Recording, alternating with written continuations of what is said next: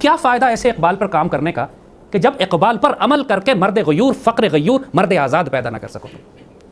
تو پہلا کام تو مرد آزاد پیدا کرنا تھا نا. وہ جماعت بنانی تھی کہ جو کم از کم اپنی نگاہ وسعت افلاک میں تکبیر مسلسل دینے کے لیے تیار تو ہو نا.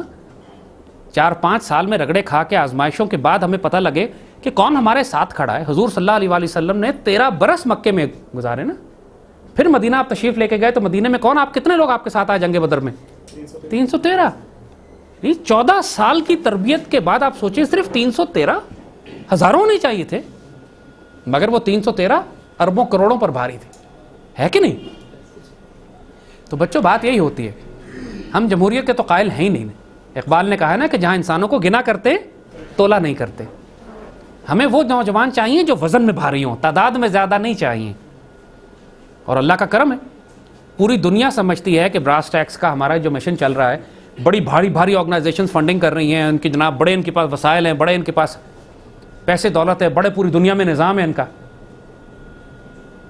اور اللہ بہتر جانتا ہے, آپ سارے رازدار بچے ہو, آپ ساروں کو معلوم ہے کہ ہمارا یہ سارا کام وہ بچے کر رہے ہیں جو بالکل والنٹیئر ہیں, اسٹوڈنٹس ہیں, مسکین عاجز بچے. ہمارے لیکچرز ٹرانسکرائب بھی وہ کرتے ہیں, اسی کو لکھتے بھی ہیں, اسی کو نیٹ پہ پھیلاتے بھی ہیں. لوگوں نے ویب سائٹس اور بلاگز بنائی ہوئی. ہماری ساری پریزنس تو انٹرنیٹ سائبر ورلڈ پہ, اور ساری ویب سائٹس ہماری, چاہے وہ فیس بک ہو یا ہماری ZHamid.pk ہو یا جتنی ویب سائٹس ہماری ہیں وہ مفت کی ویب سائٹس ہیں. ہم نے پیسے کسی کے نہیں دیے کیونکہ ہم پیسے ویب سائٹ ہوسٹنگ کے دے ہی نہیں سکتے. مسکینی کا ایسا عالم ہے اللہ کے فضل سے. اب بتی چلی جائے گی الحمدللہ, ہمارے پاس UPS نہیں, ہم بھی اندھیرے میں بیٹھیں گے, آپ بھی اندھیرے میں بیٹھو گے. لوگ کہتے ہیں لاکھوں کی فنڈنگ ہے. میں کہ اللہ کے بندے جو لاکھوں کی فنڈنگ کر رہے ہیں, ہمیں UPS ہی لگوا دیتے یار, کم از کم ہمارے گرمی میں تو ہم نہ بیٹھتے. یہ کام جنون سے ہو رہا ہے. مٹھی بھر بچے, یعنی انگلیوں پہ اگر گننے بیٹھو تو شاید 25 یا 30 بچے نہیں ہوں گے کہ جو ایکٹیو ٹیم ممبرز ہیں جو کام کر رہے ہیں, جس میں سے ہمارے دفتر کے اندر 4 ہیں. دفتر میں 4 لوگ ہیں, دفتر کی ٹیم ہماری 4 لوگوں کی. باقی ہماری جو نیٹ کے اوپر ہیں وہ کوئی 20-25 بچے اور ہیں. یہ وہ ایکٹیو ٹیم ہے. اور ماشاءاللہ پھر اس کے بعد جو اس سے تھوڑا باہر کی ٹیم ہے کہ جو ہماری کور ٹیم پہ نہیں, آپ لوگ جیسے ماشاءاللہ کوئی جیلم سے آئے بچے, کوئی ماشاءاللہ سیالکوٹ سے آئے, کوئی دوسرے شہروں سے آئے ہو, جو ظاہراً نظر نہیں آتے دنیا کو لیکن کام کر رہے ہو, کام پھیلا رہے ہو, جنہوں نے اپنے آپ کو مٹی میں ملا دیا ہے. بالکل سردار عبدالرب نشتر نے کہا تھا کہ ہمیں ایسے لوگ چاہیے جو گندم کے دانے کی طرح مٹی میں مل کے رل جائیں, لیکن جب رل جاتے ہیں مٹی میں جا کے تو تب ان کے وجود میں سے وہ پودا نکلتا ہے کہ جو جا کے کتنی بالیاں نکلتی ہیں اور کتنے لوگ فیض لیتے ہیں. انہوں نے اس وقت کہا تھا ہمیں ایسے لوگ چاہیے, اور اللہ کی قسم ہمارے بچے سارے ایسے جن کو دنیا میں کوئی جانتا ہی نہیں ہے, معصوم, مسکین اور عاجز. جس طرح آپ ہو اس طرح ہمیں ہیں.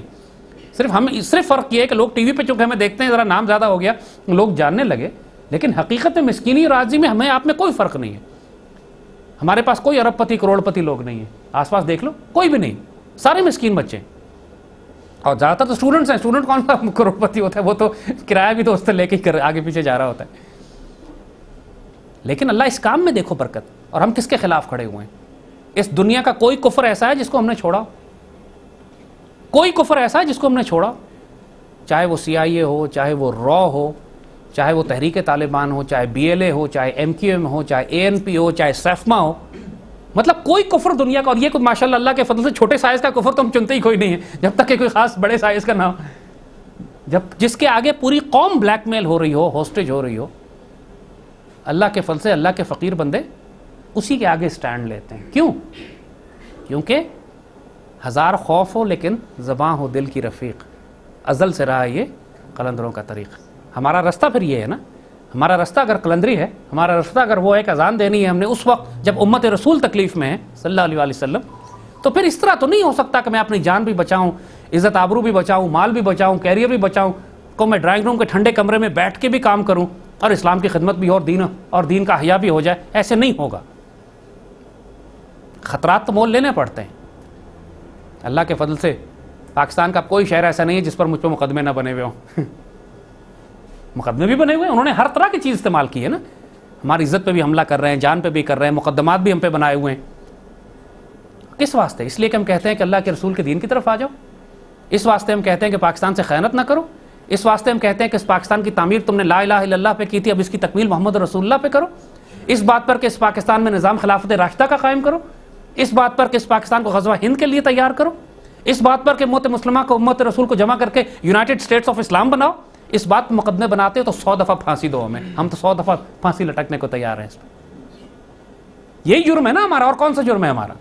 ہم نے کسی کا مال کھایا، ہم نے کسی کی چوری کی، ہم نے کسی سے خیانت کی، ہم نے کسی کے دین ایمان پہ حملہ کیا، ہم نے کوئی ڈکیتی ڈاکہ ڈالا، ہم نے کون سا جرم کیا ہے جس پر ہم پہ مقدمے بناتے ہیں؟ الحمدللہ یہی بات بچے کہ جب تک ہم اپنے کردار سے ثابت نہ کرتے آپ کو، اس وقت تک ہم آپ کو اس رستے پر آنے کی دعوت بھی نہیں دے سکتے تھے. پہلے خود سٹینڈ لینا ہوتا ہے نا. ہم نے آج تک اپنے کسی بچے کو سامنے نہیں کیا اسی وجہ سے کہ جو خطرات ہیں آئیں ہماری طرف. دنیا میں ہمارا ہی چہرہ سامنے ہے نا، ہر طرح کی گالی، مقدمات، دشمنیاں، قتل کے حملے، سب کچھ ہمارے اوپر ہی ہے نا.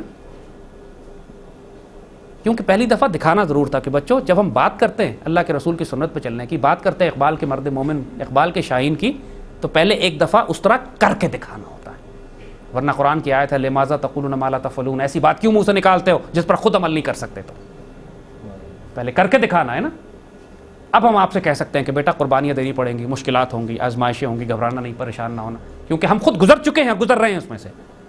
اب کوئی یہ نہیں کہہ سکتا کہ اپنے آپ کو تو بچا لیا، ہمیں رگڑا دے رہے ہیں، یہ کوئی نہیں بول سکتا. کیونکہ معاملہ یہی ہے، بات میں تاثیر نہیں ہوتی، اثر نہیں ہوتا جب انسان منافق ہوتا ہے. تو اثر ہوتا ہی اس وقت ہے کہ جب آپ وہ بات کہیں، وہ بات کریں جو خود کر رہے ہوتے ہیں.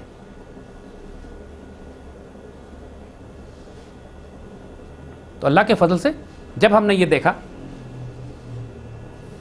کہ اذان تو دے رہے ہیں، جو ہم نے کام کرنا ہے، جو مرضی پابندیاں یہ لگا لیں، ان کے پاس اگر ٹی وی چینل ہے تو انٹرنیٹ اور یوٹیوب اور فیس بک اور ہمارے پاس ہے وہ. اللہ کے فضل سے ہماری اذان وہاں سے لاکھوں دنیا میں جاتی. جو پڑھا لکھا طبقہ اس ملک کا، جو فیصلے کرنے والا طبقہ ہے، ہو سکتا ہے گاؤں دیہات میں رہنے والے کسان کو ہماری شکل بھی نہ پتا ہو، کوئی فرق نہیں پڑتا، اس لیے کہ وہ بیچارہ تو ویسے ہی پالیسیز بنانے میں نہیں ہے. لیکن جو اس ملک میں میٹر کرتا ہے، چاہے حکمران ہو، چاہے سیاستدان ہو، چاہے عدلیہ ہو، چاہے میڈیا ہو، چاہے فوج ہو، چاہے نوجوان ہو، چاہے علماء ہو، وہ سب ہمیں جانتے ہیں اور سب تک ہماری اذان پہنچتی ہے. چاہے مجاہدین ہو، سب تک ہماری آواز پہنچتی ہے، اور یہ کافی ہے کیونکہ ملک کے حالات یہی لوگ تبدیل کرتے ہیں. باقی عوام تو ہجوم آبادی ہے، جس طرح چاہو لے چلے جائیں گے. تو جب ہم نے یہ دیکھا اللہ کے فضل سے کہ اب وقت ہے کہ اذان کے ساتھ ساتھ اب ان پہ جوابی کارروائی کی جائے.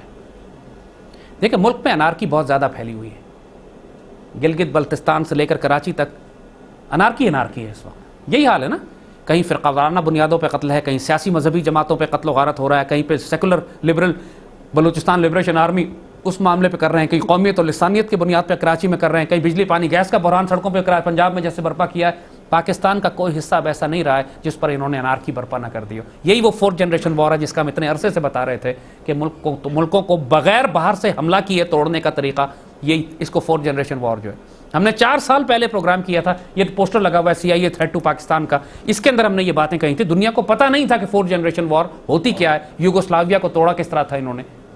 ایک فوج نے باہر سے حملہ نہیں کیا یوگوسلاویا کے اوپر، اور یوگوسلاویا 3 سال میں ٹوٹ کے 5 ملکوں میں تقسیم ہو گیا. باہر سے کسی ملک نے حملہ نہیں کیا، اندر کی خانہ جنگی نے بیڑا کرا. اور بالکل یہی کھیل یہ پاکستان پر نافذ کر چکے ہیں. لیکن پاکستان کے پاس اختیار ہے، یوگوسلاویا کے پاس نہیں تھا. سب سے بڑا اختیار اللہ نے جو ہمیں دیا الحمدللہ کہ یہ ملک سایہ خدائے ذوالجلال میں، اس کو جو مرضی تم کر لو کچھ نہیں کر سکتے اس کے ساتھ، اس کو توڑ نہیں سکتے. تم اس میں فساد برپا کر سکتے ہو، توڑ اب نہیں سکتے. جس نے الگ ہونا تھا وہ ہو گیا. دوسرا اللہ نے کرم کیا کہ اس نے ایٹمی طاقت آپ کو بنایا. پھر اللہ نے کرم کیا کہ اس نے نیٹو کی سپلائی لائن پاکستان کے تھرو گزاری، جس کو روک کے آپ نے شہرک پکڑ لی دشمن کی. اور چوتھا اللہ نے کرم کیا کہ آپ کی فیڈرل آرمی پاکستان فوج ابھی تک منظم ادارہ ہے جو پاکستان کا دفاع کر رہی ہے. یوگوسلاویا میں اپنی سربین فوج جو تھی اسی نے سارے صوبوں سے جنگیں کرنا شروع کر دی، جس کے نتیجے میں صوبے بکھر گئے سارے. تو ان کی وجہ سے اللہ تعالیٰ نے کرم جو احسان فرمائے، اور پھر اللہ نے بہت بڑے احسان فرمائے. خود امریکہ کو افغانستان میں مار پڑی، ایسی مار پڑی کہ وہ آپ کو دھمکانے کے قابل ہی نہیں رہ گیا. پھر اللہ نے احسان کیا کہ نیٹو جو اس کے الائز تھے، یورپ کی اکانومی تباہ برباد ہو گئی پیچھے، امریکہ کی اکانومی اس کے ساتھ تباہ ہوئی، اس کی وجہ سے وہ دباؤ ڈالنے کے قابل نہیں رہے آپ کے اوپر. سوچو 5 مہینے ہو گئے نیٹو کی سپلائیز آپ نے بند کی ہوئی ہے، امریکہ چوں کر رہا ہے، سانس نہیں نکل رہی اس کی. تو یار لوگ کہا کرتے تھے کہ نیٹو کی سپلائیز بند ہی نہیں ہو سکتی، اور بند ہو بھی گئی تو 10 دن بعد کھل جائیں گی. ہم نے کیا کہا تھا اس وقت، دیکھتے ہیں. عشق و فریاد لازم تھی، سب ہو چکی. اب ذرا دل تھام کے فریاد کی تاثیر دے. 5 مہینے ہو گئے، ہم ذرا سخت بات کریں گے، کس کے باپ نے بند کی ہوئی ہیں یہ بتاؤ تو ذرا، کس نے بند کی ہوئی ہیں؟ حکومت نے بند کی ہوئی ہے؟ نہیں. پارلیمنٹ نے بند کی ہوئی ہے؟ نو. کس نے بند کی ہوئی ہے؟ وہی تو اللہ کا کرم ہے نا. ظاہراً آرمی بھی کچھ نہیں بول رہی، آرمی کہہ رہی ہے جی پارلیمنٹ جو فیصلہ کرے گی ہم مان لیں گے. پھر بند کس نے کی ہوئی ہے؟ تو کچھ تو سوچو نا یار. یہ اللہ طرفوں بند ہوئی ہوئی، یقین کرو کسی نے نہیں بند کی ہوئی، یہ صرف اللہ طرفوں بند ہوئی ہوئی ہے. اللہ نے دہشت ڈال دی ہے پارلیمنٹ کے دلوں میں کہ ہم نے اگر نیٹو کی سپلائیز کھولی تو لوگوں میں سڑکوں پہ گھسیٹ کے مار دیں گے. لوگوں نے کچھ بھی نہیں کرنا، لوگ تو بجلی پانی کے لیے مر رہے ہیں بیچارے. لیکن دہشت طاری ہو گئی ہے پارلیمنٹ میں کہ یہ فیصلہ نہیں کر پا رہے کہ ہم کیا کریں. اللہ تعالیٰ کے دل میں، اللہ تعالیٰ کا یہی اختیار ہے نا، اللہ کل شیء قدیر ہے. انسان کے دل میں دہشت ڈال دے، بڑا بڑا پہلوان دہشت زدہ ہو کے بیکار ہو جاتا ہے. اللہ دل میں حوصلہ ڈال دے، چھوٹی سی بابیل کھڑی ہو جاتی ہے ابراہ کے ہاتھیوں کے آگے. یہ تو حوصلہ ڈالنے والی بات ہے نا. مالک اتنے سے کام کرا لیتا ہے. تو اللہ نے کرم یہ کیا ہے. دیکھو اللہ تعالیٰ کا اپنا نظام چل رہا ہے یہاں پہ، اس نے ہمیں چھوڑا ہوا نہیں ہے. جو لوگ کہتے ہیں نا اللہ نے تو چھوڑ دیا ہمیں، نہیں، ایسا نہیں. جو کچھ ہو رہا ہے ایک پلان کے تحت ہو رہا ہے. یہ فساد بھی ہو رہا ہے تو اس میں اللہ نے خیر رکھی ہے. خیر یہ رکھی ہے کہ ہر ناپاک پلید گروہ جو اپنے سانپوں کی طرح بلوں میں گھسا ہوا تھا اس وقت بلوں سے باہر آ گیا، اور ہم اس کو پہچان گئے کہ کون کون کہاں کہاں چھپا بیٹھا تھا جو پہلے ہمیں نظر نہیں آ رہا تھا. یہ سیفما کے خلاف ہم نے پٹیشن کی تو جو سانپ انہوں نے چھپائے ہوئے تھے میڈیا میں وہ سارے نکل کے سامنے آ گئے ان کو دفاع کرنے کے لیے. ہم نے ایک ایک کو پہچان لیا کون کہاں ہے. انشاءاللہ سپریم کورٹ میں ان کے نام بھی شامل کرتے جائیں گے. ہم نے بڑی لمبی لسٹ ہے ہمارے پاس. ابھی انسانوں پہ دیکھو دہشت طاری ہوئی بھی ہے. کوئی فوج کے خلاف نہیں بک رہا، کوئی بلوچستان ٹوٹ رہا ہے طوفان نہیں کھڑا کر رہا. سب کو پتا ہے کہ پٹیشن جا چکی ہے سپریم کورٹ میں، کسی وقت لگ جائے گی. ساروں کو جن 12-15 جو ان کے ائمۃ الکفر تھے، جو بڑے بڑے کافر تھے انسانوں کے، ان سب کو ہم نے نام دے دیے اور ہم نے لسٹ میں گنجائش چھوڑ دی ہے کہ 20-30-40 نام بعد میں اور بھی ڈالیں گے. ان ساروں کی نانی فوت ہوئی بھی ہے اس وقت. یعنی ان کو لٹرلی ان لوگوں کو راتوں کو نیندیں نہیں آ رہی کہ جی اب ہم پر، اور ہم نے مانگی بھی سزائے موت ہے. چھوٹا موٹا ہم نے کہا 2 سال کے لیے اندر کر دو نا بچے، اب تو یہ کھمبوں سے ٹانگے جائیں. کیونکہ جو کچھ یہ کر چکے ہیں اس ملت رسول کے ساتھ، جو کچھ یہ کر چکے ہیں اس پاک سرزمین کے ساتھ، تحریک طالبان میں اور سیفما میں کوئی فرق نہیں ہے. وہ ظاہری دہشت گرد ہے، یہ نظریاتی دہشت گرد ہے، کوئی فرق نہیں. اور اسی لیے ہم نے تمام پاک اپنے دنیا میں جب سے ہم نے کام کیا ہے پوری دنیا میں اپنے بچوں سے کہا ہے کبھی ملکی قانون نہیں توڑنا، انارکی نہیں برپا کرنی، فساد برپا نہیں کرنا. ہم ہتھیار بھی رکھتے ہیں تو لائسنس لے کے رکھتے ہیں، غیر قانونی اللیگل ہتھیار نہیں رکھتے. حالانکہ جس طرح کی انارکی ہے اس میں ہر دہشت گرد کے پاس ہر قسم کا غیر قانونی اسلحہ ہے جو ملک کا بیڑا غرق کر رہا ہے. لیکن ہم اپنی حفاظت کے لیے ہتھیار بھی لائسنس لیتے ہیں. گاڑی چلاتے ہیں تو لائسنس ساتھ رکھتے ہیں، کیونکہ ہم نہیں چاہتے، ہم لوگ جو مثال بننا چاہتے ہیں کہ اس پاکستان میں انارکی نہیں پھیلانے. جو کام کرنا ہے اداروں کے تھرو کرنا ہے، انسٹیٹیوشنز کے تھرو کرنا ہے. اگر سپریم کورٹ نہیں کرے گی پھر وہی ہوگا جو سڑکوں پہ ہو رہا ہے نا یہ معاملہ. جب عدل نہیں ہوگا، انصاف نہیں ہوگا، جب لوور کورٹ دہشت گردوں کو سزا نہیں دیں گی تو دہشت گرد کراچی سے لے کے گلگت تک خوریزی کریں گے. اللہ قرآن میں کہتا ہے کہ قصاص میں تمہاری زندگی ہے. قرآن میں اللہ نے لکھا ہے نا. تو بابا جب تم قصاص نافذ نہیں کرو گے اور اس کے بعد موت تم پہ مسلط کر دی جائے گی، پھر تم رو گو کہ ہم مر رہے ہیں. کوئی شرم لحاظ کرو. اللہ قرآن میں لکھ رہا ہے کہ قصاص میں تمہاری زندگی ہے. قصاص کا مطلب ہے سزائے موت دو اس کو جو دہشت گردی کرتا ہے، جو ظلم کرتا ہے اس کو شریعت کے مطابق سزا دو اس کو. عدل ہے ہی نہیں ملک میں، نہ نیچے عدل ہے نہ اوپر عدل ہے. جب ملک میں عدل نہیں ہوگا، سیدنا علی رضی اللہ تعالیٰ فرماتے ہیں کہ حکومتیں کفر کے ساتھ زندہ رہ سکتی ہیں، ظلم کے ساتھ نہیں رہ سکتی. تو ظلم عدل نافذ کرنا کس کی ذمہ داری ہے؟ حکومت کی ہے، عدلیہ کی ہے؟ نہ حکومت کام کر رہی ہے نہ عدلیہ کر رہی ہے، بلکہ حکومت اور عدلیہ کی تو خونریز جنگ چل رہی ہے. اور یہ حکومت اپنی ہی قوم اور اپنی ہی فوج کے ساتھ بھی جنگ کر رہی ہے. ہمارے جو برے اعمال تھے، لوگ کہتے ہیں دنیا مکافات عمل، دنیا میں بھی برے اعمال انسان کو نظر آتے ہیں. اس ملت کے جو برے اعمال تھے وہ زرداری کی شکل میں مسلط ہو گئے ہمارے اوپر آ کے. یہ ہمارے برے اعمال تھے. جب ایک بچہ اپنے ایک واقعہ بچپن میں سنا تھا بڑے تکلیف دہ، کہ ایک آدمی، اس کا باپ بہت بوڑھا ہو گیا، بستر پہ لیٹا ہر وقت کھانستا رہتا تھا. تو بیٹا تنگ آ گیا، کہتا ہے میں اس کو باپ کو دریا میں پھینک آتا ہوں. تو ایک دن باپ کو سر پہ اٹھایا اور دریا میں جب پھینکنے لگا تو باپ کہتا ہے اس کا کہ بیٹا یہاں نہ پھینک، تھوڑا سا آگے جا کے پھینکنا. تو اس نے کہا کیوں ابا جی، یہ کیا فرق پڑتا ہے، یہاں پھینکوں یا آگے پھینکوں؟ کہتے نہیں جہاں تو کھڑا ہے یہاں میں نے اپنے باپ کو پھینکا تھا. انا للہ و انا الیہ راجعون. مکافات عمل ہے نا. جس طرح اس نے اپنے باپ کو پھینکا، جب خود بوڑھا ہوا تو اس کے بیٹے نے اٹھا کے اس کو دریا میں پھینکا. یہ دنیا میں مکافات عمل نظر آتا ہے. ہم لوگوں نے جب اللہ سے خیانت کی، اللہ رسول سے خیانت کی، جب ہم نے شریعت نافذ نہیں کی، جب لکھا سارے قوانین میں لکھا ہوا سارا کچھ ہے، پاکستان کے سارے کانسٹیٹیوشن میں لکھا ہوا. اسی وجہ سے ہم اس کانسٹیٹیوشن کا احترام کرتے ہیں. اگر کرتے ہیں کسی وجہ سے، صرف اس وجہ سے کہ اس میں لکھا ہوا ہے کہ اس ملک میں حاکمیت اللہ اس کے رسول کی ہوگی. ہم نے ایک پروگرام ٹی وی کا کیا تھا، اس پہ ہم نے کہا تھا کہ اس آئین کو، اس کانسٹیٹیوشن کو، اس پارلیمنٹ کو، اس نظام حکومت کو جوتے کی ٹھوکر پہ اڑائیں گے اگر اس میں سے اسلامی دفعات نکال دو. تو ہم اسلام کی وجہ سے عزت کرتے ہیں، ورنہ تو اس قانون کی ہم نے کیا عزت کرنی. کم از کم لکھا ہوا تو ہے اس کے اندر کہ ملک میں شریعت نافذ. اور ہماری ضد بھی یہی ہے، ہماری ساری جنگ ہی یہی ہے کہ ارے بابا تم بات کرتے ہو شریعت، تم بات کرتے ہو آئین کی، چلو شریعت سے تمہیں آگ لگتی ہے تو آئین نافذ کر دو. اقبال نے یہی بات کہی تھی نا کہ اگر اسلام کے نام سے چڑ ہے ان لوگوں کو تو ان کو کہو کہ اس اسلام کا دوسرا نام فقر غیور ہے، غیرت مند فقیر. نہ کہو اسلام، نہ کہو کہ میں اسلام فالو کرتا ہوں، کہو میں غیرت مند فقر چاہتا ہوں، جس کو یہ ہمیں غیرت مند بریگیڈ کہتے ہیں. خود بغیرت بریگیڈ ہے نا، ہمیں غیرت بریگیڈ کہتے ہیں کہ یار وہ غیرت کی بات کرتے رہتے ہیں. غیرت کی بات تو اقبال نے کہی ہے کہ اسلام کا دوسرا نام ہی غیرت ہے، فقر غیور. لفظ انہوں نے غیور استعمال کیا، فقر غیور. تو ہم ان سے کہتے ہیں ٹھیک ہے تمہیں شریعت سے چڑ ہے اگر کہ نہیں ملک میں شریعت نافذ نہیں ہونی چاہیے، ایسا کرو کانسٹیٹیوشن نافذ کر دو، اس میں بھی یہی لکھا ہوا ہے. لکھا ہے کہ نہیں لکھا ہوا اس کے اندر کہ کوئی قانون اس ملک میں قرآن و سنت کے خلاف نہیں بن سکتا. ہمارے کانسٹیٹیوشن میں لکھا ہوا ہے کہ جو شخص شریعت پہ پابندی نہیں کرتا اور خیانت کرتا ہے اور نظریہ پاکستان پر ایمان نہیں لاتا وہ پارلیمنٹ میں داخل ہی نہیں ہو سکتا. آج تک کبھی اس پہ عمل ہوا؟ تو پھر ایسی جمہوریت، ایسی ڈیموکریسی، ایسے الیکشن کا ہم نے کرنا کیا؟ ہم بھی یہی کہہ رہے ہیں، ہم سارا نظام مان لیں گے، پولیٹیکل پروسیس مان لیں گے اگر آرٹیکل 62 اور 63 انفورس کرو. اور جو آبجیکٹو ریزولوشن قرارداد مقاصد کی پہلی شق ہے کہ جتنے قوانین اس ملک میں ہیں وہ قرآن و سنت کے تحت ہوں گے، یعنی اس کے مطابق اس کا political system, economic system, judicial system سب کو شریعت کے مطابق کرو. کیوں نہیں کرتے؟ لکھا ہوا ہے نا. سارا وقت ہر کوئی چیختا رہتا ہے ٹی وی پہ آ کے آئین کے مطابق، آئین میں یہ لکھا ہے، آئین میں وہ لکھا ہے. یہ یاد نہیں رہتا تؤمنون ببعض الکتاب وتکفرون ببعض. تم کتاب کے کچھ حصے پہ ایمان لاتے ہو، کچھ حصے سے انکار کرتے ہو. کیسی منافقت ہے، استغفر اللہ العظیم. تو ہم اس انارکی اور فساد کا حصہ نہیں بننا چاہتے تھے، اسی لیے ہم نے کبھی سڑکوں پہ نہیں نکلے. کبھی ہم نے جب بھی ہمارے خلاف تصادم ہوا ہم تھوڑا سا وڈرا کر گئے، پیچھے ہٹ گئے. فساد نہیں کرنا چاہتے نا. مکی دور میں بھی حضور نے کیا حکم فرمایا ہوا تھا؟ وہ مکی پیریڈ تھا نا. کیا حکم فرمایا تھا؟ ذبح بھی کر دو، مار بھی دے کوئی، ہجرت کر جاؤ. حبشہ ہجرت کر گئے مسلمان سارے، لیکن تلوار اٹھانے کی اجازت نہیں تھی. حضور کی اسی سنت کے اوپر، سنت حضور کی فالو کرنا ہر مشن میں، دنیا کا کوئی بھی مشن ہوگا اس کی مثالیں تو آپ حضور کی سنت مبارکہ سے ہی لیں گے نا.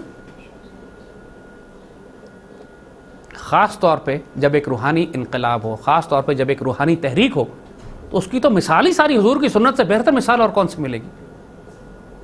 کیونکہ ہم رہتے ایک مسلمانوں کے معاشرے میں، لہذا زمانے کی حکمت کے مطابق ایڈجسٹمنٹ آپ کو کرنی ہے.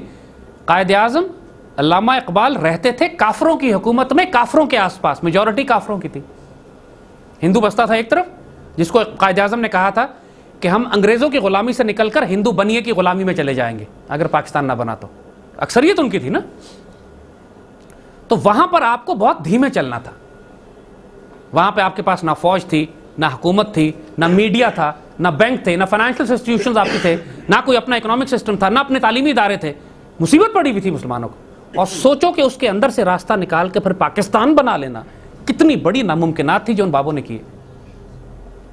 40-50 لاکھ شہید دیے لیکن کام کرا لیا. اب پاکستان بن گیا ہے. اب جو ہم نے کام، کانسٹیٹیوشن بھی بن چکا ہے، قرارداد مقاصد بھی پاس ہو چکی ہے، ہمارے پاس ڈاکومنٹری پیپر ورک موجود ہے سارا. قرآن و سنت کو کس طرح نافذ کرنا ہے وہ بھی اللہ کے فضل سے ہمیں معلوم ہے. لیکن اور اب چاروں طرف سے خطرات بھی ہیں. یہاں سے امریکن بیٹھے ہوئے ہیں، ادھر سے انڈین بیٹھے ہوئے ہیں، بیچ کے اندر گلگت سے لے کے کراچی تک جیسے کہا دہشت گرد گروہ تیار بیٹھے ہوئے ہیں. اب کس طرح کام کریں؟ پہلا کام تو یہی کرنا تھا کہ اس قوم کو حوصلہ دینا تھا، جو ہمارا نظریاتی کام تھا سارا. دوسرا کام ڈیفنس اینڈ سیکیورٹی کے حوالے سے تھا، اس خطرات سے آگاہ کرنا تھا آپ کو کہ خطرات کون کون سے ہیں آپ کے اطراف میں. پھر ساتھ ساتھ پورا ایک آنے والے اسلامی نظام کے خد و خال بتانے تھے. ہماری پوری سیریز جو خلافت راشدہ پہ ہم نے کی وہ اس لیے کی تھی. ملک کا, پوری دنیا کا اکنامک سسٹم سمجھانا تھا کہ تمہارا کس نظام میں تم پھنسے ہو. اکنامک ٹیررزم کی سیریز کا پورا پروگرام ہم نے کیا. پھر جو بڑے بڑے جھوٹ بولے جاتے تھے تاریخ میں, جو قوم کو ڈیمورلائز کرنے کے لیے, ان جھوٹ کو ثابت کرنا تھا اور سچ سامنے لانا تھا. سیکولر قائد اعظم, ایسٹ پاکستان میں بڑا ظلم کیا ہم نے, وہ سارے پروگرام اس کے حوالے سے کیے جا کے ہم نے آپ کو اپنی تاریخ سے آگاہ کرنا تھا. اسی لیے قرون اولیٰ کے پروگرام کیے, یہ غازی کے پروگرام کیے, بتایا کہ آپ کے بزرگ آباء و اجداد کس طرح کے لوگ تھے. پھر روحانی نظریاتی تربیت کرنی تھی, حلقہ 11 کا پروگرام کیا, اقبال کا پاکستان, اقبال پر اسرار کا پروگرام کیا. یہ 4-5 سال لگے ہمیں اس کام کو کرتے ہوئے. اب ہم پریکٹیکل فیز میں آ گئے.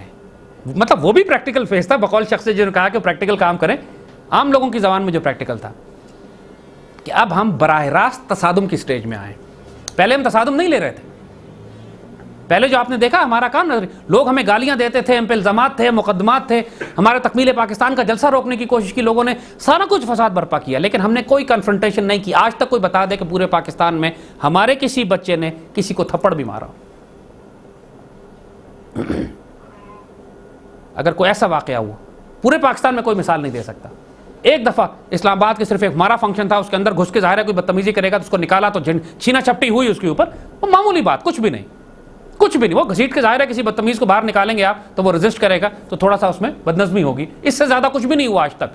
ہمارے کسی لوگوں نے آ کے ہمارے کتنے جلسے خراب کرنے کی کوشش کی. کسی ایک کو بھی اگر ہم نے تھپڑ مارا ہو یا دانت توڑ دیے ہو, مطلب ہمارا حق بنتا تھا بالکل. کوئی ہمارے جلسے میں آ کے اگر بدتمیزی کرے گا تو کوئی اور چھوڑے گا؟ کوئی بھی نہیں چھوڑے گا. ہم نے سختی سے اپنے بچوں کو کہا ہوا تھا بے شک باہر نکال دو لیکن مارنا نہیں. سختی آج تو کوئی مثال دے دے کہ ہم نے کیا. اور پھر جب ہم تصادم میں بھی اب آئے ہیں, اب ہم نے تصادم کی راہ اختیار کی ہے, لیکن ہم نے تصادم بھی سسٹم کے تھرو کیا. ہم عدالت میں گئے نا, ہم سڑک پہ نکل کے ہم نے جلوس نہیں نکالے, پتھراؤ نہیں کیا کہ سفما کے دفتر کے باہر کھڑے ہو جائیں اور پتھر ماریں یا ان کے لوگوں کو پکڑ کے سڑکوں پہ ماریں. کوئی کام ہم ایسا نہ کیا نہ کریں گے. ہمارا کام سپریم کورٹ میں ہم گئے. ہاتھی کے پاؤں میں سب کا پاؤں ہے نا, سپریم کورٹ کے پاؤں میں سب کا پاؤں ہے. چھوٹی چھوٹی عدالتوں میں جانے کے بجائے ہم سپریم کورٹ گئے ایک دفعہ, یہی فیصلہ کر لیتے ایک دفعہ کہ غدار کون ہے. اور جو ثبوت ہمارے پاس ہیں اللہ کے فضل سے, اور جو ہم جمع کر رہے ہیں, آج تک ان لوگوں نے جو کچھ اسلام, رسول, پاکستان, دین, شریعت کے خلاف بکواس کی ہے, اللہ کے فضل سے وہ سب جمع کر لیے ہم نے, اور وہی ثبوت بنایا ہم سپریم کورٹ میں, اسی کو لے کے گئے نا. اب یہ اپنے بھگوان سے دعائیں کر رہے ہیں, اللہ سے تو نہیں کرتے نا یہ. ابھی اپنے بھگوان سے دعائیں کر رہے ہیں کہ چیف جسٹس اس پٹیشن کو ایکسیپٹ نہ کرے. وہ انشاءاللہ ضرور کرے گا, کیونکہ یہ بالکل ابھی رکے ہوئے ہیں. اللہ نہ کرے, اللہ نہ کرے اگر یہ پٹیشن ریجیکٹ ہو جاتی ہے کہ نہیں جی اس کو ہم نہیں سنتے, تو پھر ان کے حوصلے ایسے بڑھ جائیں گے کہ پھر انہیں روکنے والا کوئی نہیں ہوگا. ظاہر ہے پھر تو ان کو پتہ لگ گیا نا, سپریم کورٹ نے ریجیکٹ کر دیا, اس کے بعد تو کوئی ملک میں عدالت ہے ہی نہیں. اس کے بعد کوئی, سپریم کورٹ نے ایڈمٹ کر لیا, جیسے ہی ایڈمٹ کیا سمجھو کہ ان کے گلے میں پھانسی کا پھندا لٹک گیا, پڑ گیا. وہ جھٹکا دینے والی بات ہے, پھندا پڑ گیا. پھندا تو ابھی بھی پڑ گیا. ان کو پتہ ہے کہ یہ جو کر چکے ہیں وہ غداری ہے, اللہ رسول سے بھی, پاکستان سے بھی, آئین سے بھی, اسلام سے بھی. یہ پھنس گئے سارے. کیا یہ بہتر اسٹریٹجی نہیں تھی کہ ہم سڑکوں پہ جلوس نکالنے اور بھاگنے دوڑنے اور آگ لگانے کے بجائے ہم وہاں ضرب لگائیں جہاں پہ ان کو سب سے شدید چوٹ آتی ہے, اور سب سے آرگنائزڈ, منظم طریقے سے نظام کے اندر رہتے ہوئے ہم اس کام کو کر لیں. ابھی ہم نے انارکی برپا نہیں کرنی جب تک کہ اختیار ان لوگوں کے پاس نہ آئے جو اللہ رسول سے ڈرنے والے ہوں. پھر ان سے ریکویسٹ کریں گے کہ نظام تبدیل کر دو, وہ زیادہ آسان طریقہ ہے نا. اور ملک میں جو اس وقت جو ادارہ ملک کا دفاع کر رہا ہے, جو گلگت سے کراچی تک پاکستان کو دفاع کر رہا ہے, وہ آرمی ہے. اور ان کی سب سے بڑی کیمپین فوج کے ہی خلاف تھی کہ کسی طرح فوج کو بیچ سے نکال دو, پھر تو انارکی ہے. تو ہم نے فوج کا دفاع کیا اور کریں گے, ہمیشہ ہر حال میں کریں گے. فوج میں 100 خرابیاں ہوں گی لیکن 1000 قربانیاں بھی دے رہے ہیں وہ. اگر وہ قربانی نہ دے رہے ہوتے تو آدمی بات کرے نا. روز ہمارے بچے شہید ہو رہے ہیں, روز آفسرز جان دے رہے ہیں, پورے ملک کا دفاعی فوج کر رہی. چند افراد کی غلطیاں ہیں بھی تو ایسی کی تیسی, ان کی غلطیاں نہیں, یہ تو ناپاک اور پلیت ہے اپنے وجود سمیت اوپر سے لے کے نیچے تک. فوج میں تو کم از کم ایک آدھ غلطیاں ہوگی کہیں پہ. یہ سیاستدان, یہ پالیٹکس, یہ پارلیمنٹ, یہ پولیس, یہ میڈیا, توبہ استغفار, یہ تو حرام ابن حرام ابن حرام ہے. ان کی تو نسل ہی حرام ہے بالکل, نظام بھی حرام, ان پہ کام کرنے والے بھی حرام. اور پاکستان اس وقت بالکل ایسی حالت میں, بچوں ہم صاف بتا دیں تم لوگوں کو, ہم بے شک سپریم کورٹ میں گئے ضرور ہیں, لیکن ہمیں اس کی کنسرن نہیں ہے کہ وہاں مقدمے کا فیصلہ کیا ہوتا ہے. مقدمہ لمبا چلنے والا ہے, ٹائم اتنا نہیں رہ گیا, ملک پر جنگ اس سے پہلے مسلط ہو جائے گی. اللہ نے جو کرم کیا ہوا ہے نا اس وقت, اللہ نے کرم یہ کیا ہوا ہے کہ نیٹو کی سپلائیز ہم نے روکی ہوئی ہیں. ان کا پلان یہ تھا کہ دسمبر جنوری تک نیٹو کی سپلائیز افغانستان پہنچ جائیں گی, اس کو ڈپلوائے کر دیں گے, اور اس گرمیاں شروع ہوتے اپریل مارچ وغیرہ میں انہوں نے حملہ کرنا تھا پاکستان پر. 4 مہینے سے سپلائی روکی ہوئی ہے ہم نے, 5 مہینے سے, تو ان کا سارا پلان آگے چلا گیا 5 مہینے. ورنہ سپلائیز 3,500 ٹینک, سوچو چھوٹے ٹینک, آمڈ کار, بختر بند گاڑیاں کراچی میں پھنسی ہوئی ہیں, 3,500, 5,000 کنٹینر اسلحے کے. اللہ کے بندو, یہ ان کنٹینرز کے اندر مٹھائی کے ڈبے تو نہیں نا یار. اتنا اسلحہ گولہ بارود جو اندر جا رہا ہے ایک پورے ملک کو فتح کرنے کے لیے ہوتا ہے. اور اگر یہ چلا گیا, کیونکہ انڈینز کا حال یہ ہے کہ جس طرح امریکہ کی اکانومی کو کینسر ہوا ہوا ہے, یورپ کی اکانومی کو کینسر ہوا ہوا ہے, انڈین معاشرے کو کینسر ہوا ہوا ہے. انڈین معاشرے کو کینسر ہوا ہوا ہے. وہ اس قابل نہیں ہے کہ پاکستان سے جنگ کر سکے. وہاں سکھوں کی تحریک ہے, کشمیریوں کی تحریک ہے, نیکسلائٹس اور ماؤسٹ کی تحریک ہے, 140 سے زائد تو وہاں بغاوتی تحریکیں چل رہی ہیں. لیکن انڈین میڈیا آج تک یہ نہیں کہتا کہ انڈیا ٹوٹ رہا ہے, آج تک نہیں کہا کہ کشمیر الگ ہو رہا ہے. بلوچستان میں 250 استغفر اللہ بغیرت صرف پائپ لائن توڑنے والے, 2 پائپ لائنیں توڑ دی انہوں نے, اور سوئٹزرلینڈ میں بیٹھ کے انٹرویو دے رہے ہیں, اور پورا میڈیا یہ طوفان کھڑا کر رہا ہے جیسے بلوچستان ٹوٹ کے الگ ہو گیا. یہ سیفما والوں کا کام. تو انڈیا میں اتنا دم نہیں ہے کہ پاکستان پر اکیلے حملہ کرے. وہ فساد تو برپا کر رہا ہے, کہیں انہوں نے گلگت میں سیکٹیرین فساد کرا دیا, کراچی میں کر دیا, ٹی ٹی پی BLA کو سپورٹ کر دیا. اس سے ملک نہیں ٹوٹتے, ہنگامہ ہو جاتا ہے. ملکوں کو توڑنے کے لیے فوجیں داخل کرنی پڑتی. انڈیا خود فوجیں نہیں داخل کر سکتا جب تک امریکہ داخل نہ کرے. اس کی جان نکلتی ہے انڈیا کی اکیلے آتے ہوئے. پلان یہی تھا کہ امریکہ یہاں سے آئے گا, گلگت سے لے کے TTP سے, BLA سے, MQM تک, ANP سے لے کے یہ سارے ملک میں اندر فساد کھڑا کریں گے, پھر انڈیا داخل ہوگا. وہاں سے لاہور کیپچر کر لے گا, کچھ کشمیر میں داخل ہو جائے گا, گجرانوالہ کی طرف چلا جائے گا, کسن کے راستے کاٹے گا. کولڈ سٹارٹ کا مطلب ہی یہی ہے نا. کولڈ سٹارٹ کا مطلب ہے کہ 8 یا 10 جگہوں سے وہ پاکستان میں داخل ہوں گے جہاں سے رستہ مل گیا. 8 یا 10 جگہوں سے انہوں نے اندر داخل ہونا. پاکستان آرمی پھنسی ہوئی ہوگی اندر کی لڑائیوں میں, کہیں کرفیو ڈیوٹی. اب پاکستان آرمی کا یہ کام ہے کہ کراچی میں جا کے کرفیو لگائے, یا گلگت بلتستان میں کرفیو لگاتی پھرے. فوج, پولیس, گورنمنٹ کے باقی گورنمنٹ حکومت کدھر ہے؟ آرمی کو ان چکروں میں پھنسا دو. جبھی تو آپ نوٹ نہیں کرتے کہ کراچی میں پولیس پہ حملے کرنے شروع کر دیے انہوں نے, اور فوراً ہی عوامی نیشنل پارٹی نے شور بھی شروع کر دیا کہ سوات جیسا آپریشن کراچی میں کرو. بے شرم بے غیرت. سوات میں 20 لاکھ آبادی تھی, نکل کے سیدھے نیچے سارے لوگ باہر آ گئے تھے فرنٹیئر کے باقی علاقوں میں. فوج نے آپریشن کیا, کراچی کے 1.25 کروڑ لوگوں کو کہاں لے کے جائیں گے؟ کراچی دیکھ پلان دیکھ رہے ہو کیا؟ یہ ملے ہوئے ہیں سارے, ANP, MQM اور TTP ملے ہوئے ہیں کراچی میں فساد کرنے کے لیے. تو اس وقت ہم ایسی جگہ پہ بیٹھے ہوئے ہیں کہ حکومت وقت اس کو پتا ہے کہ میرے پاس آخری 6-8 مہینے رہ گئے. اگر بہت ٹائم بھی ہوگا, 6-8 مہینے آخری رہ گئے, تو یہ ٹائم ان کا لوٹ مار کا ٹائم ہے. جتنا مرضی لوٹ سکتے ہو. جب بھی پیٹرول بجلی کے جو ریٹ انہوں نے آسمان پہ چڑھائے ہیں, جتنا مرضی لوٹ سکتے ہو لوٹو, آخری ٹائم ہے. یہ بھٹو رج کے لوٹو ہیں انہوں نے جو بیڑا غرق کیا, اور حقیقت بھی یہی ہے. اور ساتھ دوسرا فائدہ اس کا یہ ہوگا کہ ملک میں اتنی انارکی برپا ہو جائے گی, اتنی آگ لگ جائے گی پورے ملک میں, کہ جو مقصد تھا FPAC اور کولڈ سٹارٹ کا وہ پورا ہو جائے گا. کہ بائی دا ٹائم یہ جائیں گے لوٹ کے, ملک میں پیچھے کچھ بچے گا نہیں. دشمن کی فوجیں 2 طرف سے داخل ہوں گی, پاکستان کی گلی گلی لڑائی ہو رہی ہوگی. یہ پلان ہے اس وقت, اور یہ پلان بالکل سر پہ تیار رکھا ہوا. یہ بات ہم TV پہ بھی کہہ چکے ہیں. شکر ہے اللہ کا کہ TV پہ جب ہم نے یہ بات کہی, جا کے پریشر بلڈ کیا, تو کم از کم اب نواز شریف والے بھی یہ کہنے پہ مجبور ہو گئے ہیں کہ نیٹو کی سپلائیز میں اسلحہ نہیں جا سکتا, آپ کھانے پینے کی چیزیں بھیج دیں, اسلحہ نہ بھیجیں. اس لیے نہیں کہہ رہے کہ ان کو بڑی سمجھ آ گئی ہے, اس پر سمجھ آ گیا. اب ان کو پتا ہے کہ سپلائیز بھیجی, قوم ان کو زندہ چبا جائے گی. بعد میں تو لوگوں نہیں مرنا ہے نا, انہوں نے تو نہیں مرنا. کسی ایک سیاستدان کا بیٹا, کسی ایک پارلیمنٹیرین کا بیٹا فرنٹ لائن پہ پاکستان کا دفاع نہیں کر رہا فوج میں بیٹھ کے. اپنے بیٹے شہید ہو رہے ہوتے نا, پھر ان کو پتہ لگتا. پوچھے کسی ایک سیاستدان سے جو لیڈر ہے ملک میں کہ کبھی فوج کے ساتھ نوکری کی ہے جا کے, کبھی ایک رات برف میں, سردی میں, ٹھنڈک میں گزارا. جس نے خون ہی نہ دیا ہو کبھی اس پاک سرزمین کے لیے, ان کو جن کو سپریم کورٹ نے کہا یہ دہشت گرد لوگ ہیں. کراچی کے مقدمے میں سپریم کورٹ نے کہا نا دہشت گرد ہیں یہ سارے, آج وہ سارے سینٹ میں بیٹھے ہوئے. آپ الیکشن کرا بھی لیں گے تو سینٹ تو نہیں چینج ہوگی نا. شاہی سید تو وہ جو ایم کیو ایم کا جو میئر تھا وہاں, کیا نام تھا اس کا, جو بھی مصطفیٰ کمالی, سارے کمبخت سینیٹر بن گئے دہشت گرد پرلے درجے کے. یعنی یہ کوئی نظام ہے؟ استغفر اللہ العظیم, انا للہ و انا الیہ راجعون. تو ہم اس وقت بڑی مشکل صورتحال میں ہیں ظاہری طور پہ اگر دیکھیں تو. صرف اب ایک ہی طریقہ ہے اب کہ چیف جسٹس ایک فرد ہے اور پاکستان آرمی ایک ادارہ ہے. یہ بات ہم 2 سال سے کہہ رہے ہیں, 2 سال گزر گئے, ابھی بھی بات وہیں کی وہیں کھڑی ہے. پورے ملک میں انارکی ہے, کسی سے کوئی امید نہیں, کسی سے امید نہ لگائیں.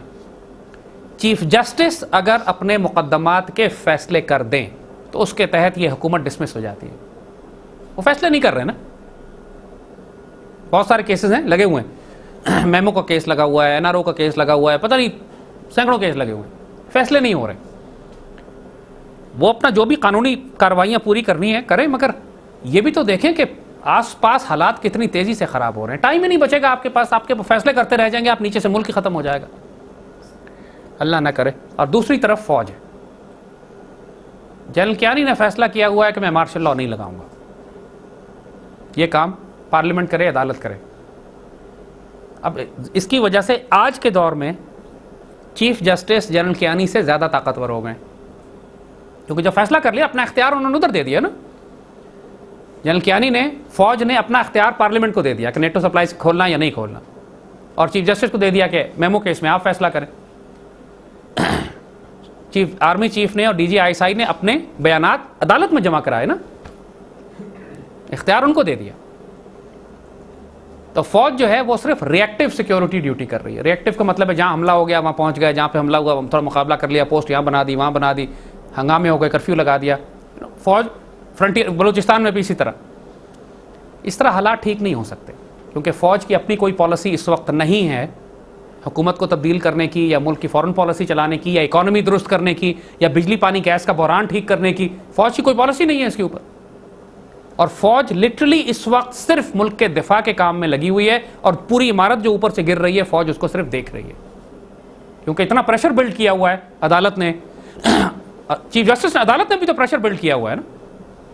ٹی ٹی پی کو اتنی گالیاں نہیں پڑتی جتنی فوج کو پڑتی ہیں اس ملک میں, ایسا ہے کہ نہیں ہے؟ ایم کیو ایم اور اے این پی کو کچھ نہیں کوئی کہتا, لیکن فوج اور آئی ایس آئی کی دھجیاں اڑا کے رکھ دی لوگوں نے یہاں. ایسے ہی ہو رہا ہے نا. تو فوج بھی ڈیفینسو موڈ میں چلی گئی کہ ہم کیا کریں. تو اس حوالے سے we are in a very difficult situation. ہم سپریم کورٹ میں گئے ہیں, اس کی وجہ سے کم از کم جو میڈیا وار ہو رہی تھی پاکستان کے خلاف اس کو تھوڑی سی لگام پڑی ہے, تھوڑی سی لگام پڑی ہے, پوری نہیں.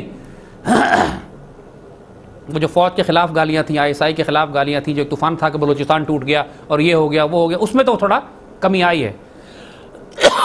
مگر سانپ اگر بل میں چلا جائے تو اس کا مطلب یہ نہیں ہے کہ اس کا زہر ختم ہو گیا یا وہ دوبارہ بل سے باہر نہیں آئے گا. ان کا سر کچلنا ہوگا ہمیں. ہم چاہتے ہیں کہ عدالت یہ کام کرے. نیٹو کی سپلائیز اگر کھول دی گئیں, اس کے 3 یا 4 مہینے کے بعد جنگ پاکستان پر آ جائے گی, اور بڑی خونریز جنگ آئے گی. جب تک سپلائیز آپ نے روکی ہوئی ہیں, یہ انشورنس پالیسی اللہ کے فضل سے دشمن آپ کا بال بیکا نہیں کر سکتا. اندر ہنگامے ہوں گے, باہر سے نہیں آ سکتے. ان کے پاس اتنے وسائل نہیں ہیں امریکہ کے پاس, 3,500 ٹینک دوبارہ نہیں لا سکتے, اور لائیں گے بھی تو کہاں سے لائیں گے, زمین سے ہی لائیں گے نا, ہوا میں اڑا کے تو نہیں لا سکتے. یہ رستہ تو ہم نے بند کیا ہوا. یہ خود ریکارڈڈ ڈیٹا ہے کہ جب سے نیٹو کی سپلائیز بند ہوئی ہیں ملک کے اندر دہشت گردی کی کارروائیاں 90% کم ہو گئی ہیں. سوچو, نظر نہیں آ رہا ہے ان اندھوں کو سب کچھ کیا ہو رہا ہے. پھر بھی نیٹو کی سپلائیز کھولنے کی بات کر رہے ہیں کہ پیسے لے کے کھول دو, تو کرایہ لے کے کھول دو. انا للہ و انا الیہ راجعون. بے شرم لوگ. ان سے کہیں کہ ہم تمہیں کروڑوں روپے دیتے ہیں, تم اپنے بچے کو قتل کروا دو میرے ہاتھوں. مطلب یہ ایسی بات ہے کہ یار میں اپنا بیٹا مار دیتا ہوں, ذرا کروڑوں روپے تو مل رہے ہیں نا. اس پیسے کا تم کرو گے کیا جس پیسے سے تمہاری اولاد مرتی ہے؟ ان کو شرم نہیں آتی؟ بے شرم لوگ. امریکہ سے پیسے لے لیتے ہیں, کرایہ لے لیتے ہیں, ٹیکس لے لیتے ہیں, سپلائیز جانے دیتے ہیں, تو جانے کے بعد ہوگا کیا, اس کی بات بھی تو کرو نا. افغانستان میں بھی لاکھوں مسلمان مارے جائیں گے، پاکستان میں بھی مارے جائیں گے، اور تم کرایہ لے لو گے. مطلب کوئی بے شرمی کی حد ہے بچوں. مجھے بتاؤ، جو قوم اس طرح کے فیصلے کرے پھر اس کو زندہ رہنے کا حق ہوتا؟ پھر نہیں ہوتا. پھر اللہ تعالیٰ کا ایسا کوڑا آئے گا نا، پھر وہی بات ہے، پھر جنگ آئے گی. ابھی تو 1 لاکھ لوگ شہید زخمی ہوئے ہیں، ابھی بھی 1 لاکھ لوگ ہو چکے ہیں شہید اور زخمی. نیٹو کی سپلائیز کھول دی، پھر 10 لاکھ ہوں گے. ہم یہ باتیں آپ کو پہلے اب صاف اس لیے بتا رہے ہیں کہ یہ باتیں ہم ٹی وی پہ کہہ چکے ہیں، اب پوری تصویر آپ کے سامنے رکھ دی ہے. ہم قوم سے بھی بات کر رہے ہیں، سیاستدانوں تک بھی ہماری بات پہنچ رہی ہے. جب بھی تو نواز شریف نے اپنی اب دوسری پارلیمنٹ فیصلہ نہیں کر رہی، اسی وجہ سے نہیں کر رہی نا کہ ہماری بات پہنچی بھی ہے ان تک. کل جماعت اسلامی والے فرید پراچا صاحب کا آرٹیکل چھپا اخبار میں، لفظ بلفظ ہماری تقریر انہوں نے ریپیٹ کی ہے کہ 3,500 ٹینک پھنسے ہوئے ہیں، 5,000 کنٹینر ہیں، افغانستان سے امریکہ نکلنے کی بات کر رہا ہے، پھر یہ اسلحہ کیوں جا رہا ہے، پھر یہ ایف پیک میں پاکستان کے خلاف استعمال ہوگا. بات شکر ہے، اچھی بات ہے، ہمارا نام نہیں لیا انہوں نے، لیکن کم از کم مضمون لکھا، ہماری بات پتہ لگی، ان کے دل تک تو اتری نا. ایک پالیسی تو بنی نا ان لوگوں کی. ہمارا مقصد اذان دینے کا یہی ہے، اور یہ اذان چھوٹی نہیں ہوتی. لوگ کہتے ہیں آپ پریکٹیکل کام نہیں کر رہے. اقبال نے کہا تھا، وہ سحر جس سے لرزتا ہے شبستان وجود، پوری کائنات جس سے ہلتی ہے، ہوتی ہے بندہ مومن کی اذان سے پیدا. اذان چھوٹی چیز نہیں ہوتی. ہم ٹی وی پہ آتے ہیں یا فیس بک پہ جاتے ہیں تو اذان دیتے ہیں نا، اور اس کا پھر اثر دیکھو، پورے پاکستان کی پالیسیز ہی تبدیل ہو جاتی ہیں. اگر ہماری صرف اذان بیکار ہوتی، بےمانی ہوتی، تو ہم پر اتنے بڑے بڑے مقدمے کیوں قائم کیے جاتے؟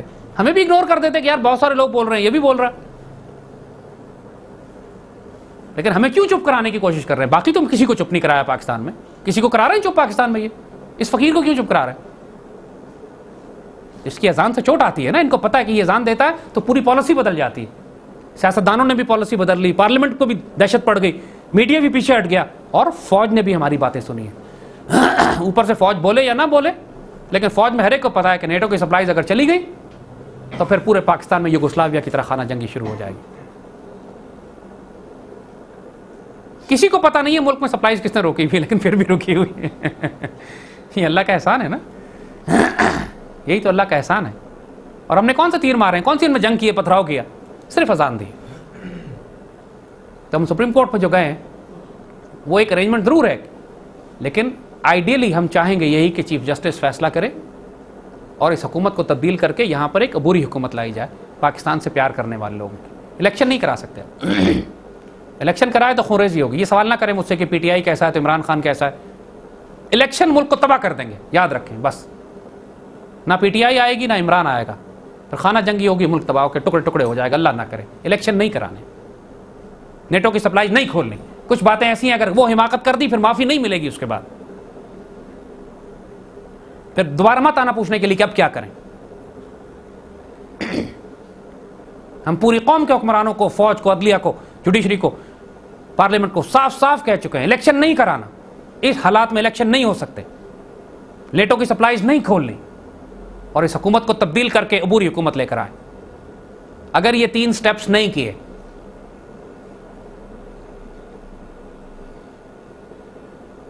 پھر چاہو یا نہ چاہو آپ کو ہتھیار اٹھانے پڑیں گے. گلی گلی لڑائی ہوگی، اللہ نہ کرے. جیسے عراق میں ہو رہی ہے، جیسے لیبیا میں ہو رہی ہے، جیسے شام میں ہو رہی ہے نا. ٹی وی دیکھا کرو شام میں کیا ہو رہا ہے. شام کے تمام بڑے بڑے شہروں میں فوج میں، لوگوں میں، فوج کے اندر بغاوت کرا کے کچھ یونٹیں اس طرف ہو گئی، کچھ یونٹ اس طرف ہو گئی، فوج آپس میں ٹکرا رہی ہے شام کے اندر. ایک بیڑا غرق کر دیا پورے ملک کا، جو لیبیا میں کیا تھوڑا عرصہ پہلے. اب یہ بالکل پاکستان کے اندر یہ کرانے جا رہے ہیں. پاکستان میں فوج تو انشاءاللہ نہیں ٹوٹے گی، لیکن انہوں نے دہشت گرد گروہ اتنے تیار کر دیے ہیں کہ باقاعدہ خانہ جنگی تو ہو رہی ہے نا. ہم اس وقت یہاں پہ کھڑے ہوئے ہیں. حالات آپ میڈیا کو دیکھیں، وہ پتہ نہیں لگنے دے گا آپ کو کہ حالات کتنے خراب ہیں. ایک فراڈ میں رکھا ہوا ہے، دھوکے میں رکھا ہوا ہے. خرافات بکے جا رہے ہیں صرف. نہ آپ کو دین سکھاتے ہیں، نہ اقبال سکھاتے ہیں، نہ غیرت سکھاتے ہیں، نہ شرم اور حیا سکھاتے ہیں، نہ دشمنی سے، خطرات سے آگاہ کرتے ہیں. ایک عجیب غفلت میں رکھا ہوا ہے قوم کو، گمراہی میں مایوس کیے چلے جا رہے ہیں. لیکن ہم نے اپنی ڈیوٹی دینی ہے. جیسے ہم نے بات کہی تھی پہلے دن سے، we will live with dignity and when the time comes انشاءاللہ we will die with owner. جب ہمارا وقت آئے گا اللہ جو چاہے. دیکھو ٹیپو سلطان میسور کو، ہندوستان کو نہیں بچا سکے، لیکن قیامت تک ان کا نام باقی رہا کہ نہیں؟ کامیابی اور ناکامی ہمارا مسئلہ نہیں ہے، ہمارا مسئلہ یہ ہے کہ ہم نے غیرت کی زندگی اور شہادت کی موت حاصل کی یا نہیں کی، یہ ہمارا مسئلہ ہے۔ تو اپنے آپ کو ذہنی طور پہ تیار کر لو، یہ وقت توبہ کا ہے۔ اب زیادہ وقت نہیں رہ گیا، کوئی چاہے گا نہیں چاہے گا، کوئی اپنی مرضی سے توبہ کرے گا، کسی کو کوڑے مار مار کے توبہ کرائی جائے گی، بہتر ہے اپنی مرضی سے کر لیا۔ اس قوم کو بڑی سخت سزا لگنے والی ہے، ہمیں بڑی تکلیف ہے، دکھ ہے اس بات کا کہ یہ قوم، حالانکہ اپنے ہاتھوں میں ہے سارا معاملہ، راتوں رات ہم سارا معاملہ ریورس کر سکتے ہیں، پاکستان کو ٹھیک کر سکتے ہیں، ایک رات میں ٹھیک ہو سکتا ہے سارا معاملہ۔ اللہ کے کوئی بندے آ کے اگر اوپر طاقتور فیصلے کر لیں، لیکن یہ اپنے ہاتھوں یہ قوم خودکشی کرنے جا رہی ہے، اس کے حکمران بھی، اس کی عدلیہ بھی، اس کا میڈیا بھی، اس کی پارلیمنٹ بھی، اس کی فوج بھی، اس کے علماء بھی، سب اس وقت صرف دیکھ رہے ہیں تماشا، اور عمارت آہستہ آہستہ آہستہ نیچے گر رہی ہے۔ انا للہ و انا الیہ راجعون۔ ایسے ہی ہو رہا ہے نا؟ کوئی آپ کو پریکٹیکل کوئی چیز نظر آ رہی ہے پورے ملک میں کہیں کہ صورتحال کی طرف کہیں بہتری کا کوئی کام ہو رہا ہو؟ کچھ بھی نہیں، صرف ایک کام ہو رہا ہے، وہ بھی جو فوج کر رہی ہے کہ کم از کم سیکیورٹی آپریشنز کے حوالے سے جو سرحدوں پہ آس پاس اگر وہ نکال دیں بیچ میں، پھر تو ختم معاملہ، پھر تو ایک دن میں ختم ہو جائے معاملہ۔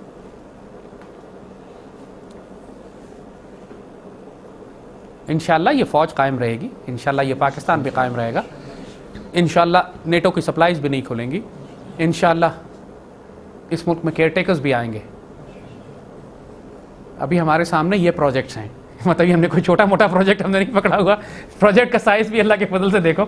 پھر ہم نے خلافت راشدہ کا نظام بھی قائم کرنا ہے، غزوہ ہند بھی لڑنا ہے، یونائٹڈ اسٹیٹس آف اسلام بھی بنانا ہے، ابھی ہمارے بہت سارے کام ہیں، اور اس سارے کام کو کرنے کے لیے جو مشن ہمارے سامنے ڈیفائنڈ ہے، اس میں نہ ہمارے پاس گنجائش ہے قومیت کی، نہ لسانیت کی، نہ فرقہ واریت کی۔ ہمارے اس مشن میں اگر کوئی دیوبندی ہے، کوئی بریلوی ہے، کوئی اہل حدیث ہے، کوئی پنجابی ہے، کوئی پٹھان ہے، تو خدا کے واسطے ہمارے قریب بھی مت آئیں۔ ہمارے پاس آنے کی صرف ایک شرط ہے، اللہ اس کے رسول سے پیار کرنے والے ہوں، پاکستان پر جان نثار کرنے والے ہوں، بس۔ ہمارے اس مشن میں کوئی مسلک کی بات نہیں ہے، کوئی قومیت کی، کوئی لسانیت کی، کوئی صوبائیت کی بات نہیں ہے۔ جو کرتا ہے اللہ اس کو خود ہی ہم سے دور کر دیتا ہے۔ میرا وہی مسلک ہے، لوگ قائد اعظم سے پوچھا نا آپ کا مسلک کیا ہے، لوگوں نے آ کے پوچھا آپ شیعہ ہیں کہ سنی ہیں، دیوبندی ہیں کہ بریلوی ہیں کہ اہل حدیث ہے، تو مسلک آپ کا کیا ہے؟ کہنے لگے اللہ کے رسول صلی اللہ علیہ وسلم کا کیا مسلک تھا؟ کب تو مسلمان تھے، کہنے پھر میں بھی مسلمان، ختم ہو گئی بات، اس کے بعد کون سا مسلک رہ گیا تمہارے پاس؟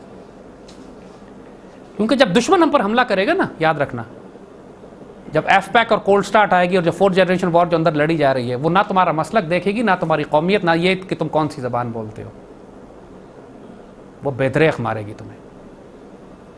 تو اس وقت جس نے قومیت، لسانیت، فرقہ واریت کی بات کی، اس سے بڑا دشمن اللہ رسول کا کوئی نہیں ہوگا، اور اس سے بڑا دشمن وہ ہم کو، اس سے بڑا دشمن کوئی نہیں پائے گا اپنا۔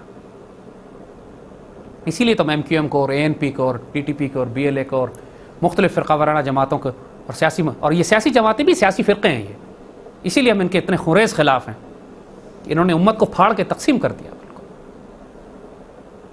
یہاں صرف یا سبز گنبد ہوگا یا سبز ہلالی ہوگا، بس، اور کچھ بھی نہیں۔ جس کسی نے تیسرا نام لیا، اللہ کی قسم اپنے ہاتھ سے سر کاٹیں گے اس کا۔ یہاں پہ کوئی فرقہ واریت، کوئی قومیت، کوئی لسانیت اور نہیں چلے گی، یہاں صرف امت رسول کا نام چلے گا، بس۔ یہ ہمارا مشن ہے۔ اب ہم صفائیاں بھی پیش کرنے والے نہیں ہیں۔ ایک وقت تھا کہ جب شروع میں صفائیاں دے دیا کرتے تھے، ایکسپلینیشن دے دیتے تھے۔ اب ماشاءاللہ اب 5 سال کام کرنے کے بعد بھی جس کو ہمارا مشن، ہمارا کام، ہماری ڈیوٹی سمجھ میں نہیں آئی، تو ایسے اندھے گونگے بہرے کے ساتھ ہم نے وقت ضائع نہیں کرنا۔ ہماری کوئی ڈیوٹی یہ نہیں ہے گھر گھر جا کے دروازے کھٹکھٹاتے پھریں اور لوگوں سے کہیں کہ ہمارے ساتھ شامل ہو جاؤ۔ ہم کسی کے پیچھے نہیں جائیں گے، نہ آج تک گئے۔ ہم نے آپ میں سے کسی کو ہم نے فون کر کے نہیں بلایا، مطلب دوستوں نے کہا ہوگا کہ آ جاؤ، کیونکہ آپ لوگ ریکویسٹ کر رہے تھے کہ ہم آنا چاہتے ہیں۔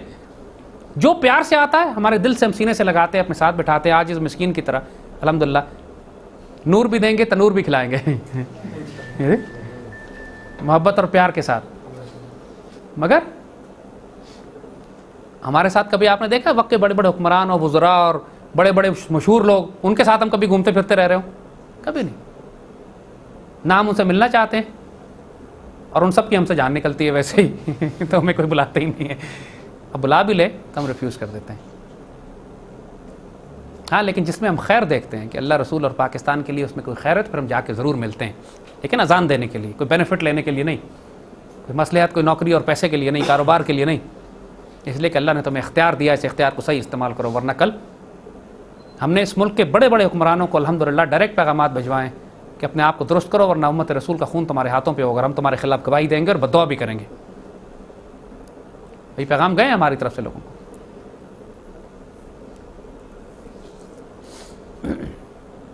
ایک دفعہ میں دھمکی بھیجی تھی, باقاعدہ کنوے کی گئی زرداری صاحب کی طرف سے, جس زمانے میں ہم ٹیلی ویژن پہ بہت زیادہ ان کے خلاف بول رہے تھے. اس آدمی نے دھمکی بھیجوائی کہ بہت زیادہ کر رہے ہیں. ہم اس تو جس ٹیلی ویژن چینل پہ ہم کیا کرتے تھے نیوز 1 پہ, باقاعدہ ان کی طرف سے پیغام آیا کہ صاحب زرداری صاحب نے بڑا دباؤ ڈالا ہے ہمارے اوپر اور کہا کہ ان کو آپ ہٹائیں اور نکالیں اور پروگرام یہ دیکھیں زاہد صاحب تھوڑا سا ہلکا کر لیں, ہم آپ کو نکالنا نہیں چاہتے. میں نے کہا یہ فکر ہی نہ کریں. اگلے دن ہم نے ٹی وی پہ پروگرام کیا, پھر اس کے کپڑے پھاڑ کے رکھ دیے زرداری کی ایسی کی تیسی. لحاظ تو نہیں کریں گے ہم. کس بات کا لحاظ کریں گے؟ جس نے اللہ کے رسول کے ساتھ خیانت کی ہو, پاکستان کو نقصان پہنچایا, ہم کس بات کا لحاظ کریں؟ اس کو اس کے باپ کا کھاتے ہیں. ہم سے کیا چیز چھینے گا؟ وہ جان کا خطرہ دے گا؟ وہ تو ہم روز 100 دفعہ دعا کرتے ہیں یا اللہ اپنے راہ میں شہادت نصیب فرما. ہم سے پیسے لے گا؟ پیسے ہیں ہی نہیں, دے کیسے سکتے ہیں اس کو؟ مطلب کیا کرے گا میرے ساتھ وہ؟ عزت پہ حملہ کرے گا. عزت اور ذلت اللہ کی طرف سے. وہ کسی نے کہا کہ جس کے پاس کچھ بھی نہ ہو نا اس سے ڈرا کرو. He's got nothing to lose, جو انگریزی میں کہتے ہیں. He's got nothing to lose. وہ he'll fight back, وہ تو لڑے گا پھر.